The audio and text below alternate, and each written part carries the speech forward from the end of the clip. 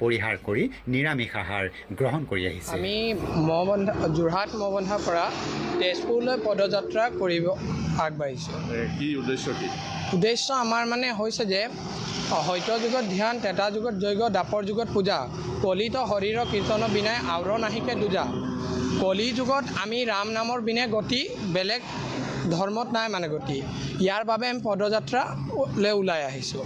মানে জামুগুৰিত যি শ্ৰীমন্ত জামুগুৰি যোনটো শ্ৰীমন্ত শংকৰদেৱ অধিৱেশন পাতিছে তালৈ আমি পদযাত্ৰা আৰম্ভ কৰিলোঁ। কেতিয়া ওলাইছে আপোনালোক? আমি 28 তাৰিখ ৰাতিপুৱা ওলাইছোঁ। 7:50 টাইমৰ পৰা আমি ওলাই আহিছোঁ যাত্ৰালৈ। আজি বোকাখাট পাইছেহি? আজি বোকাখাট পাইছোঁহি। কেইদিন লাগিব তাত গৈ? আৰু 4-5 দিনমান লাগিব যাওঁতে। ৰাতি ক'ত থাকে?